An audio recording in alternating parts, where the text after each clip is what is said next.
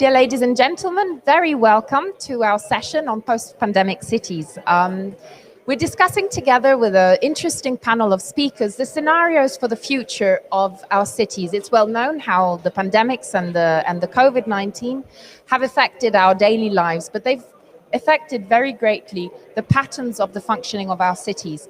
So the deal of this conversation today, of which we're very happy to be here with Bernardo, Matteo, Giulia and Lucia, is to discuss together about what is also the role of technology, what are the challenges, what are the opportunities, and what are the future perspectives on which they and their organizations are working on, and what trends do they foresee in the near future.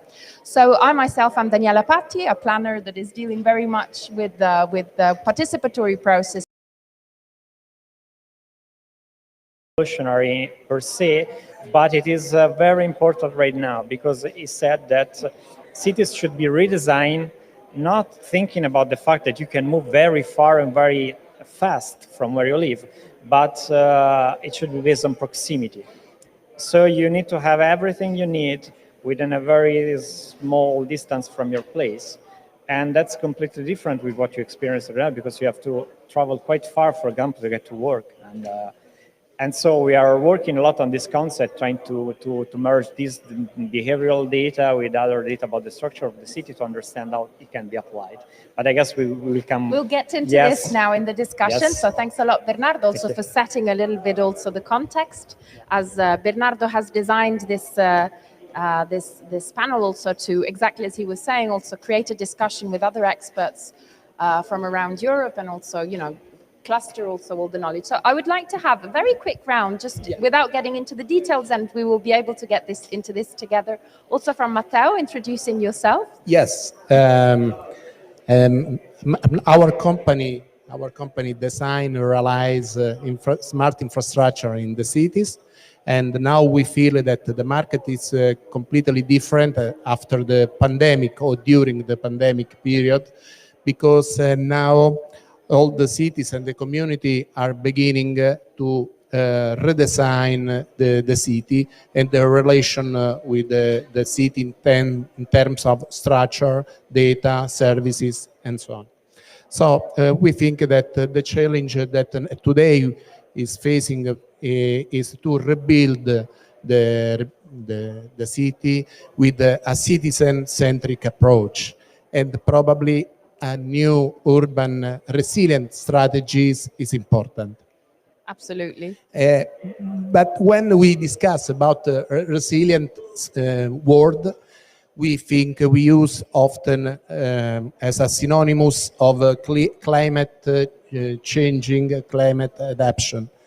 In the reality, probably if we want to use this word for the city, the resilient city, we must think that a resilient city must absorb or must recover from any shock or any stress, maintaining the essential functionality and the essential identity. So thanks, Matteo, because I think this also, you raised already some of the interesting aspects that need to be discussing in the panel. An aspect that is for daily, for any of us that we want now have a different relation with our cities, also because in the complex ecosystem that now we live, every one of us use the smartphone, the mobile device, smart home. So the technology could help us to manage this transformation, but it's important to consider that the transformation is not an easy process and includes key challenges for anyone, because when we discuss about the transformation of a city, we discuss about interoperability between different systems, stakeholders with different interests in conflict, usually. We need a different skill, professional skill, to provide new services. We have a problem as security and digital impact, and so on. And so on. And I would absolutely say that we can go into more this also with Lucia and Giulia Yes, soon. Absolutely. So I would like to also get now in this intermodal digital and live presence, also get into the conversation. Also, Lucia, please, would you like to also say to who's listening to us, introduce yourself and your work, please? Yes, thank you, Daniela. Thank you for having me. My name is Lucia Dahan. I have a double career. I work as a product designer at Facebook, specializing in augmented reality. And at the same time, I also have and run a studio that does architecture and exhibition and installation work, through which I try to address some of the most important and I believe pressing issues that technology brings to the urban environment and living environment today. That would be the short introduction. Thank you, Lucia, and we'll absolutely get into more details now. And I would like to ask Giulia also to introduce herself. Hi, thank you very much to invite me today. Well, I'm Giulia Lucertini and I'm a researcher at UAV University of Venice. I'm an architect and urban planner, and I work in a climate change lab in my university, and we work especially with the relation that the city have with climate change impact. So we work imaging and designing some measure policies and plan in order to adapt the cities to climate change. Then I work especially in the relationship between rural areas and natural ecosystem with the cities. And in the last year, we work a lot also with circular economy, urban metabolism, and the relation that this new logic how this new logic can impact with the city planning. Thank you. Thank you very much, Giulia. So as we can see, this is the interesting point that we have together today, is the fact that we have very different speakers coming from different perspectives, as well as different regions and different professionalities. So this is, in this time that we have together, the pleasure that we have of bringing these perspectives together in thinking about what is the post-pandemic scenario. So I would like to ask Bernardo at this point, what are the major changes that you see, and what do you think would be, this, in short, the effects? Now, I know this is a huge question, so in a couple of minutes, what would you say are the main highlights on which that we could use as a basis for our discussion? Okay, well, I think COVID-19 actually opened many new scenarios for cities, because we knew that problems were there somehow, but we were not addressing them. For example, it was evident that we didn't need to commute that much to do all the activities we needed to do. We could do it remotely, or for example, many things that we buy, we can actually order and adapt them sent home.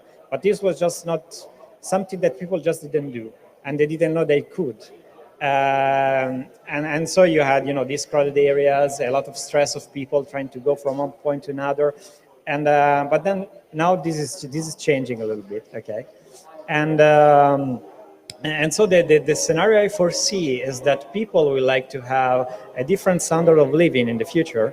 They would like to have more security from, healthcare point of view, which is very important. And they would like to have accessibility to everything they need and they want more easily. Because of course, if another crisis happens, and if you are in an unfortunate area of the city, for example, and you cannot move, you want all the things that you need and care for to be there and to be accessible for you. And I also think that technology will have a major role in this, because it is even hard for people to understand what is it in their neighborhood, what is it easily accessible to them. And so the role of technology is not just to monitor what is there, it's also to provide them information and to manage their behavior somehow in an intelligent way. And I think we are getting there somehow with all the paradigms that have been proposed, and the way in which the concept of smart cities is moving towards. And there is also one small other thing that I would like to add here, because I was just talking about the citizen's perspective. But from the planning point of view, the point of view of urban planners, we've been able to collaborate with them a lot during the last pandemic, and when we were able to see what are their needs. So they need an efficient way to monitor and to manage the city during crisis. And this can just come from the use of new technologies that they are not new at this point, but of course there is pervasive use of GPS tracks and mobile phones, as Matteo was talking about before. For example, and this is a very interesting tool to use for them, which is not yet in their practice. They are not at the stage of development where they can use it easily for taking decisions during the normal or extraordinary activities like the pandemic, for example. And well, that's it. I think there are more other things, but I guess Matteo can explain them even more.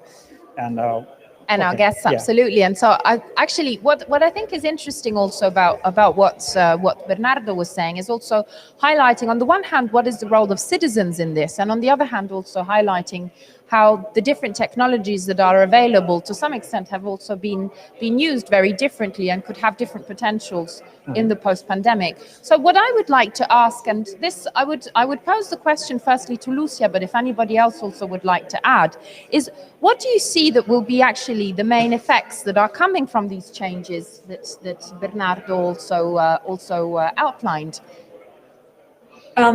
Well, most importantly, I think we're seeing a great acceleration in the digitalization process of institutions, education, and the workplace. So institutions like bureaucratic institutions, government institutions that in the past had a very hard time adapting to technology, establishing processes that would be remote or that could be 100% accessible through the internet, have now been forced through the crisis to actually get up to speed and make it possible, in any way possible. We saw this in universities, we saw this in schools. So I think during these months, there has been a great leap forward in the digitalization of many of the city intellectual infrastructure. At the same time, I think that that is only going to continue. But I think that there are two other things that I think are less obvious or more under the surface, but that I believe have changed the mind of people and citizens very much during these months. And it's two of them. The first one, I would say, is remote presence. We've all become much more accustomed to the idea of being present from another place, just like in this panel, which was a more rare thing to do before. And this has become really pervasive. And I think it has also had an influence on how people think about presence and how they think about presenting themselves digitally and meeting with others. There have been friends meeting with other friends online, doing video calls. Video calls have become not anymore a thing of a workplace or just a professional context, but also something that you develop friendships with. So that would be one thing, just people getting used to remote presence. And another thing that is interesting to me is how many people have opened up their homes to the digital, in the sense that the home has been captured in Zoom calls such as this one. This means that people have become much more open to having their home be a public space. So in a sense, the boundaries between public space and private space have blurred very much because many people couldn't go out in the city into the public space. So we have turned our private spaces into more public spaces. And I think that these two mind shifts are going to be very influential in how technologies such as augmented reality will influence the world in the future. Thank you, Lucia, very, very much, because I think this brings some very interesting dimensions about what is the individual dimension of the effects of the pandemic, and also how this affects also the urban scale, because obviously the private space becoming public is opening also very, very much discussions about what are the boundaries of public space and what are the urban patterns also in the mobility of all this. So my question to Giulia is, given that a lot of your work is concerning also the analysis of urban patterns, and how this is affected also in the planning procedures. My question to you is also some of the outlines of what Bernardo and Lucia already outlined. How do you think this will affect actually the planning practices and the strategies at urban level?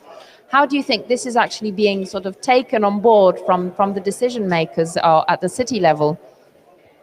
Yeah, well, thank you very much for this question, and to Lucia, because she really introduced very well my idea, because I think that I believe that the crisis generated by COVID-19 show us a new perspective of the urban public space.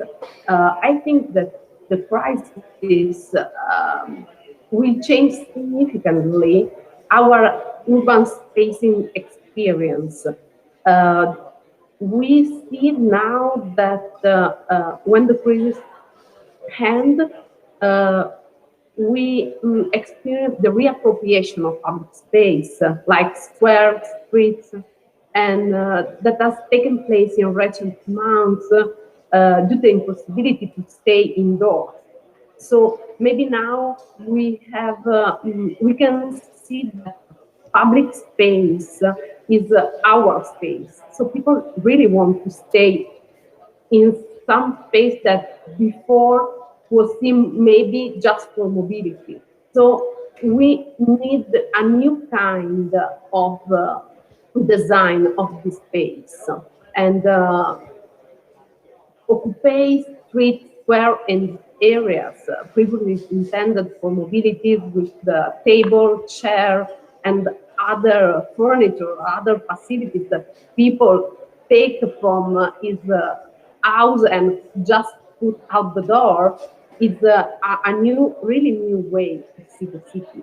So I think that administration and also people that have to take some decisions for cities have to really understand that people want to live outdoor in another way.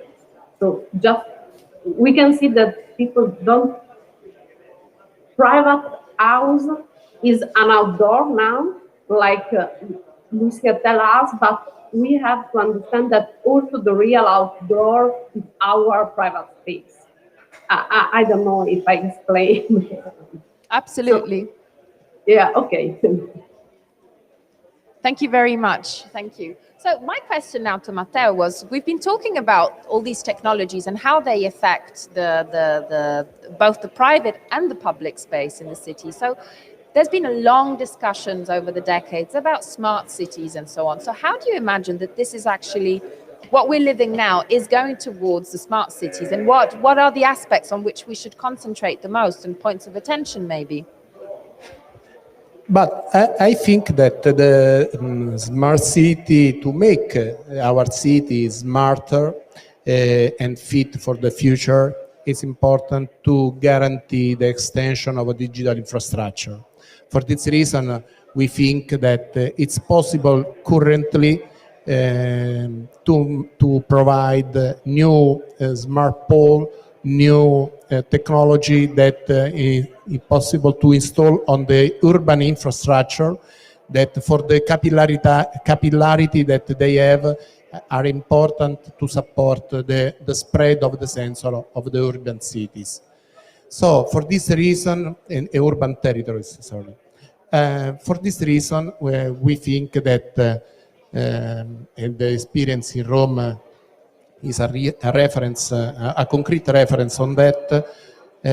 It's possible to transform our urban infrastructure with the smart infrastructure, with smart poles for street light, smart poles for traffic light, smart bus stop, all elements and components that are able to collect the data and to generate also services, provide services to the citizen.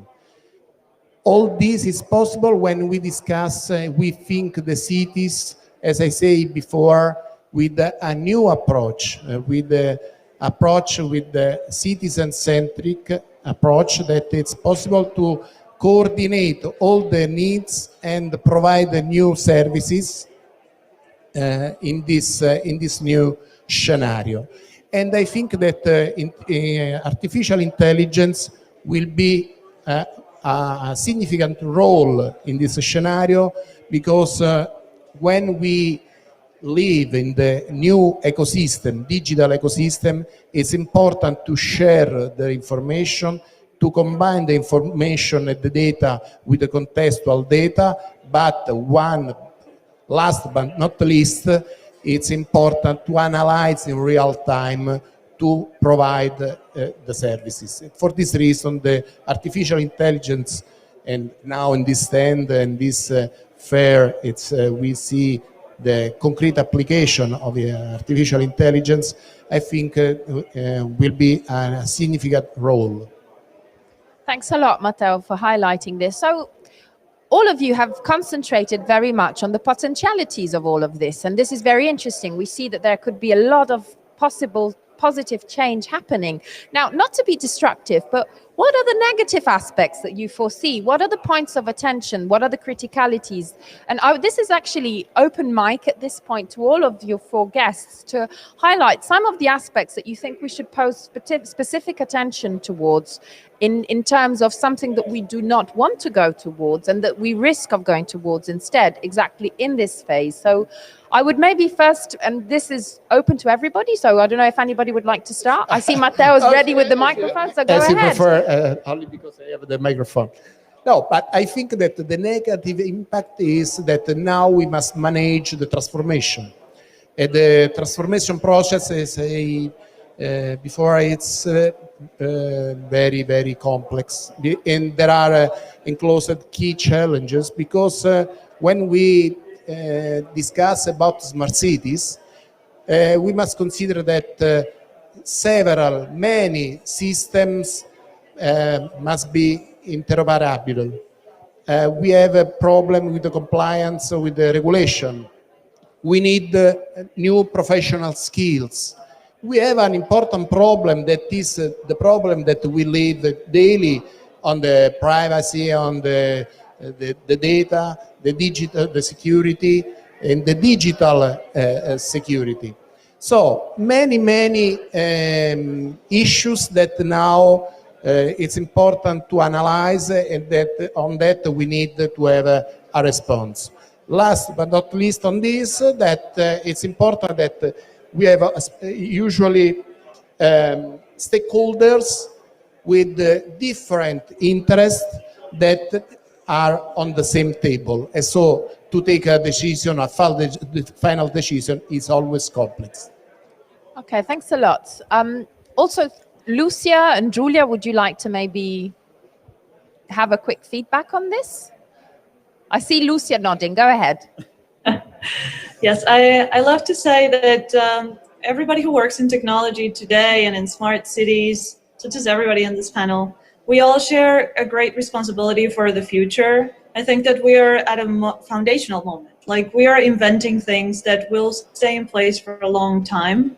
And I also like to quote Marshall McLuhan when he was saying that the medium is the message. And what he meant by that is that we create technology and tools, and then those tools and that technology shape us back as a civilization, and as human beings, and our built environment and everything else. Just our culture is permeated by the effects of the tools that we create in order to transform it. And so some of the things that we embed in technology today may have unexpected ramifications in the future. I've heard in this panel a lot of talk about AI and data collection in the city. We all know that AI poses existential risks. We also, I think, are aware of the dangers of collecting too much private information about people, collecting too much information about the city, living in a hyper-vigilant state that can be government controlled. In the end, there is a question of, if we're gathering all that data, who does this data belong to, and who is in control of it in order to gain from it, and what can they gain from it? Apart from data, I think we're also at a very foundational moment for virtual space, which is the part of the discipline that I work on. and that will have really a great impact on how we perceive spaces and public spaces when they are interlaced with metaverse content, with virtual and artificial space. And the methodologies and the models for ownership, for sharing, things like interoperability, which I also heard Matteo speak about, these are principles that will stay within technology for a long time. So I think that we really have a lot of responsibility in shaping that future with the foundations we are laying today. Thank you very much. I would pass the mic back to Bernardo to get feedback from him as well. Oh yeah, actually, I do agree with Lucia when she says that technology actually shapes our behavior, and shapes the way in which we live every day. Actually, I also have another question for her afterwards, if I may.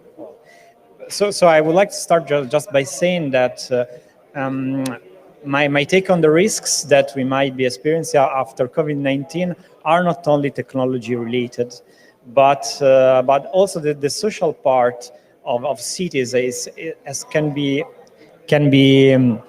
highly impacted by the recent crisis. For example, as I say, I am also on the scientific side, so we're very interested in making theories about cities, understanding theories from mathematical and analytical point of view. And what's well known nowadays about these quantities about cities, that there are like pumps of economic inequality, for example. So if you go to live in a city and you are in the lowest deciles of wage, your relative poverty is higher than if you were living in a rural area, for example. And COVID-19 could be, and the practices that will be put in, that will be taken to manage cities afterwards, could actually worsen this inequality pump process. For example, if I talked about before about the fact that we want people to live more in their neighborhoods. Well, that could enhance segregation, for example. And segregation, it will enhance again inequalities. So Lucia was talking about the fact that we can use new technologies like VR, which is, I think it's amazing. It's something that opens really new ways in which we can perceive the city. But then again, will it be open for everyone, or will it make just very better technological neighborhoods for someone, while some others, which are still important in the city, for example, in the suburbs, will they be able to experience this technology as well? So this is a very huge question for me, and something I really care about. And so going back to VR for Lucia, and I know that you worked a lot and using it to help architects to design interiors, the inside of the houses. Do you think this technology can be used also to design neighborhoods? And in this kind of collective processes that we are talking about at the beginning. So my question for you is this, and because I really don't know anything about the topic, just vague ideas, and I hope you can, expand my horizons on this. Yeah. So if Lucia agrees, I would first get to Giulia to also get some feedbacks on the risk, because I could see on various points she was nodding, and then I would pass on the mic to Lucia to also get back to Bernardo's question. So Giulia, please let us know what your impression is about what the risks are. So let's not all talk about only the glittery pink side of things, but what do we have to pose attention towards? Yes, I have to say thank you, Bernardo, because you anticipate some of what I want to say, because I think that now, like architect, but like urban planner, we have to take care by social aspects, because the crisis has exacerbated social division, creating a greater gap between very rich and very poor in the city. And this is also a special issue in the city.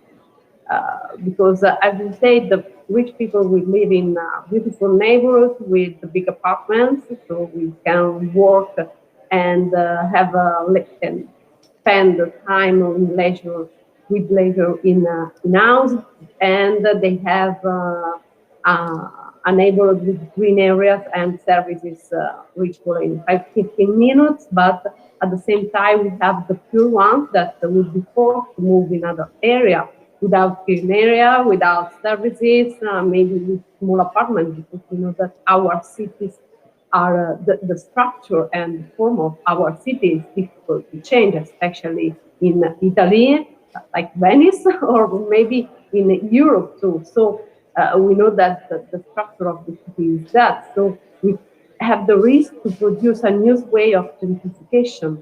So the economic impact could be very positive for someone, and someone other could be very bad. Maybe for the majority, could be very bad. So I think that data in this phase must be used to understand these difficulties, these social difficulties, and must be used to re-equilibrate, rebalance some of these force that move people in some place and work maybe in another place, because we know that a lot of work are impossible to become smart work. So we have to consider also that. And I think that the data and all the big data that we can collect and analyze in the city and the movement of people making these mounts would be very useful to redesign social city. Thank you very much, Giulia. So I think this is very interesting, and we'll get back to this about what are the issues in social dimension, social impacts, but as well as security and ownership and economic impacts. But before this, I would like to pass the mic back to Lucia to answer to Bernardo's question. Yes, Bernardo, you were asking about the possibilities in augmented reality to design not just interiors and influence not just interiors, but also public spaces and neighborhoods. I think that the potential of AR for this is really big, and in fact, probably bigger than that for interiors. Some of the first manifestations of what we call persistent augmented reality, which is augmented reality lives anchored to a space, is in the augmentation of monuments. So areas of the city that are deemed static in time and that are like nodes of attraction for people. And then creators of augmented reality can produce content that lives on top of these monuments. Now, this is convenient, of course, from a technological point of view. It's one of the first things that we, in the sense of everyone who's working in AR today, has been able to put forward. But it also leaves questions that you were addressing before, Bernardo, such as what happens in rural areas that do not have access to monuments? How are these monuments chosen? And I think that these questions are very, very important to address, and in order to build technology that has a social component to it. Thank you, Lucia. Thank you very much. I think that's interesting also, given that we are in Rome also. This is something that's been discussed and to some extent experimented also, how augmented reality could also be something that enters also in the also the touristic and the promotion of the city. So we'll get to discuss about this. But before this, I'd like to get back to the challenges that you posed. In terms of definitely social inclusion and the digital gap that there might be in certain regions of our countries, in certain parts of our cities, but also in some socioeconomic groups, as well as also the aspects of the data ownership, which is a very, very big issue. So my question would be, starting from Matteo, but obviously then open to anybody who would like to add, this is very much connected to what is the business model at the basis of the technology. So what business model do you see that are going towards actually avoiding the risks that we are talking about and being actually a possibility for developing those, whether we want to call them smart cities or anyway, cities that are enabled by the use of technology in a more socially and inclusive way?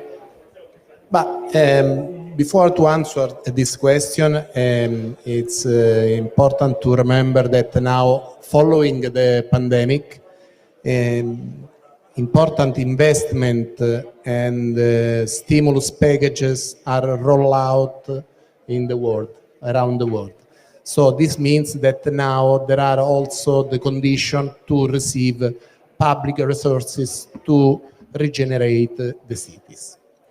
But the smart cities required important investment, and the high proposition is daunting for any city. For this reason, it is important to define the appropriate business model, consider the revenue earning potential, and on the other hand, the expended capex expended involved. But we think that the business model are able, are concrete. We already used this business model on several cities where we have put in place our initiatives, and all the revenues that can manage the business model and the revenue stream that is possible to generate depending from the digital services that you can provide. For example, the video analysis, the energy saving, the monitoring of the quality of air, the people counting for the bus stop, the marketing proximity, the recharging system. So several services that could generate revenues. For this reason, we think that currently there are business models that can sustain the smart cities development in accordance also with the utilization of the public resources. In synthesis, I say that currently it's important to take in consideration as we already made in some cities, the public-private partnership model, that it's a relation that you can define, you can build with the local administration for a long period that coverage the capex and the revenues that you can generate. The real benefit of this solution, this model, is that it's possible to have the serviceable of the infrastructure. The infrastructure are always maintenance, with maintenance in operation, because it's important to manage always the infrastructure to generate the revenues and to maintain the quality. And so this could be an important result also for the citizen that have always the urban infrastructure updated. So the solution also from the business model probably today there are. Okay, well, thanks, Matteo. I think what is very interesting, and this is definitely a very big discussion in Italy at this stage, is that with the funds of the Next Generation EU, a very big amount of money will be invested towards digitalization. So a very big discussion at the moment, just as Matteo also was rising, and it's in the moment in which there will be a large public investment. Public-private partnership will be one of the ways forward, but how much is the public administration going to be able to guide in the public interest this investment towards digitalization, especially if we want to make sure that we're also ensuring social inclusion and so on. So I would like to also raise, because this is one of the ways to go forward in implementing what are the positive potentialities that we see. Just as Matteo was saying. And I would like to raise also to the other panelists also to give some feedback around this. Okay. Well, so about you again, about business models and how you can use fund to increase the digitalization. Well, as I was mentioned before, I think that the pervasiveness of these technologies that it will be increasing in the next years, and I think that I can't stop thinking about. Yeah. Okay. Sorry. I can't stop thinking about the fact that not being an expert in business models or how to use this technology to make money in general, I always shift to the point in which how can you use to understand better how the citizens and the city works. It's a bit unrelated, but every time we push forward technology in our everyday life, a new technology, and it enters our lives and it makes changes in what we do, then we gather data on that. And that's a huge boost for science and understanding of individual behaviors. So as from one side, there will be a lot of money involved and a lot of new business models emerging. What? Yeah, okay. And a lot of new business models emerging. Like they want, like for example, smart sensors, smart parking, VR, augmented reality, etc. As people will be using that, we will also understand the way in which they perceive the city and what they do, and this will be a huge boost for scientific discovery as well. So there's money on one side, but on the other side, there is the fact that also our knowledge will be increased. And this will, in turn, bring new technologies on the table, I guess. Yeah. Thanks, Bernardo. So I would go to our digital panelists and ask also Giulia and Lucia whether you would like to also add on to what Matteo and Bernardo were mentioning about what is the economic and business model dimension all of this, and what trends do you see? Okay, maybe I want just to add something, especially related to the question of the big amount of money that arrived now with the Next Generation EU and also in other parts of Europe. Well, we work a lot with the public administration, local public administration, and they have a huge need of data in order to organize better their cities, understand social problems, link together different things. But the problem is that there is a very big lack of knowledge in this kind of administration. So many times we have data, but they are not able to use it. So I hope, and I propose, and I really hope that in the next future also to improve knowledge about data, we have to improve the knowledge people that work in the administration and overcome sector division, because in my opinion, in our work every day, the big problem is overcome this kind of division. So if we have data, many times we can use data from the urban sector with the social sectors. So this is a very huge problem, and also because privacy or other kind of problem, people that don't speak the same languages and so on. So I really hope that this new opportunity help us to overcome this big gap.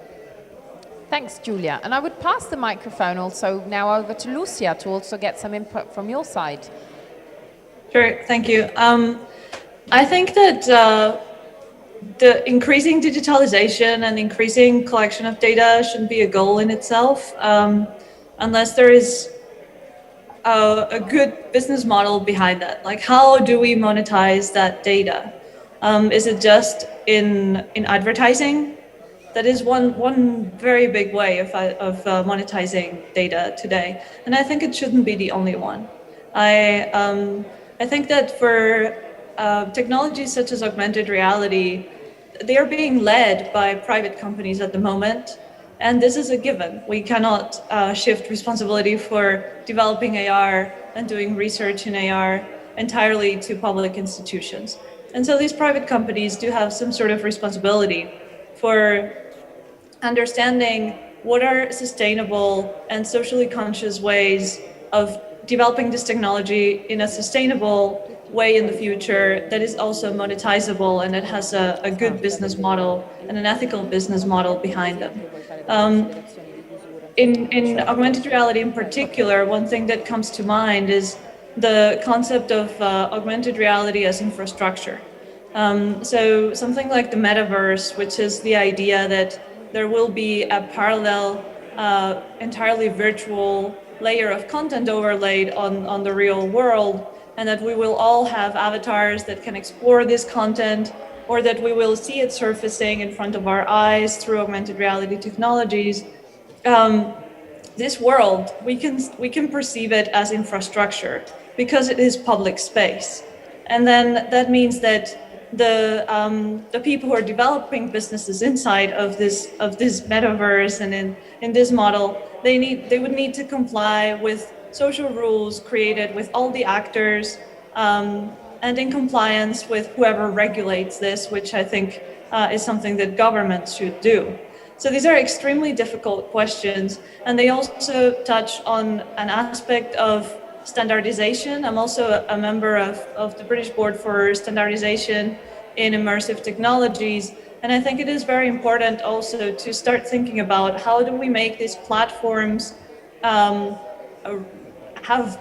rules that actually allow many people and many different actors to play a role in them, so that they are not owned by only one company that has one business model that may be not sustainable in the future, or not something that's for the greater good.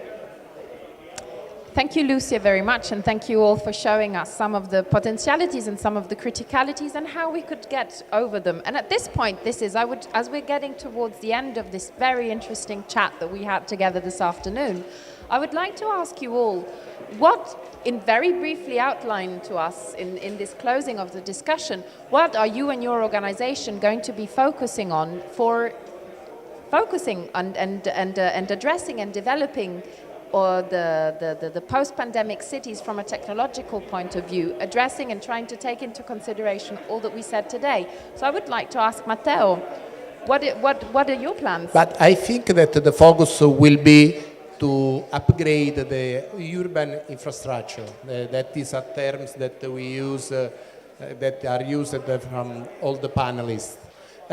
Our initiatives with Sony are in this direction, because we're using in Rome and another place the IMX500 imaging sensors that is with the artificial intelligence functionality, and this means to spread the sensor on the city, in the street light lamps, in the traffic light poles, in the bus stop of the public transportation. This generates the opportunity to collect the data that we can use, as I said before, Lucy, for the business model to generate revenue stream. And it's important that to manage in an integrated way this data, because when we have a decision to take for related to citizen, it's important to know what happened in real time. And so the artificial intelligence, we have some activity in place with the Sony Labs. The artificial intelligence are mandatory on this. Will be for the artificial intelligence will be an important role in this new scenario, and a scenario with which we have the city efficient, sustainable, resilient, safe, but it's important, human-centered. Thank you, Matteo. So I would like to ask Giulia, from your perspective and your organization, what are the next steps? Well, for our organization, for our lab, the next step is really understanding which way natural resource and material flow, energy work in these new spaces, in these new cities. So understand in which way people move and materials move, energy moves, become very essential to redesign the city and to support administration to understand in which way they can give.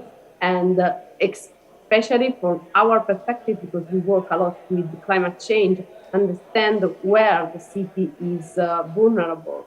So understand what are the real vulnerability and work to mitigate these vulnerabilities. Thank you, Giulia. So, and Lucia, can you tell us from your perspective, what are the next steps from your and your organization point of view? There is a very, very long runway ahead for augmented reality technology to still develop and to, we need to figure out how it's going to integrate with the physical world, how people are going to interact with virtual worlds. There are many, many questions that we're trying to answer at the moment, and I'm just excited for the future. We're just trying to focus and continue answering those questions in the most ethical and exciting for the future manner. Thank you. Oh, well, since I'm the last one, I have to say that the contribution that Sony CSL will give to the development of the cities in the future are mainly twofold. So from one side, we hope that we'll be able to develop technologies that will be applied on the field. So really in cities right now, like the collaboration we have in Matteo, for example, but also any others to support the decision making, for example. And from the other hand, we hope that we can keep on to provide scientific insights in how cities behave and how citizens behave, so to make new scientific discoveries, mathematical models, and new ways to analyze the data that we gather. So I guess these will be the two contributions that we'll be given in the future. And so I guess that's it. We are at the end of the panel, and I want to thank you all for taking part and have accepted to be here. I think we covered a lot of different and very diverse points concerning cities nowadays. We started from the problems that COVID-19 raised, which are economic, sociological, but also technological, because we need new technologies to deal with it. And as we touch some of these different topics, we see that they're expanding into other branches, and they're all interrelated. So technology is related with the social aspects, but also with privacy and with the way in which technology is regulated. So I guess the take-home message that we can take here today is that all these aspects cannot be tackled by themselves. There must be a more holistic view, because cities and all problems related with cities are highly interrelated. So each aspect that you try to tackle will also move the strings of all the others. And I guess today we give a very nice broad perspective on this. Not just from scientific or just opinionistic point of view, but also from the business model point of view, which are very interesting, are at the core of the way in which you manage cities nowadays. So, well, that's it, I guess, and I give it back to your word if you want to. Well, I would first say thank you so much to everybody, all to our panelists, and to who's been watching us and following us both live here in the room and from home, because it's been a very interesting discussion.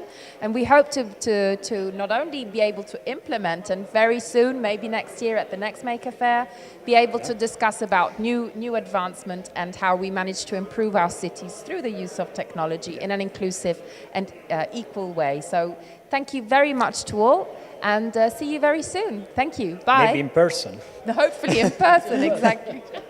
Despite the use of technologies, we do still like being all in person. So we hope to be all having a coffee together, also with Giulia and Lucia next time. And I think probably this is what we will be up to soon anyway. So thank you very much and goodbye. Bye. Thank you. Bye. Thank you. Bye. Bye. Thank you. Bye.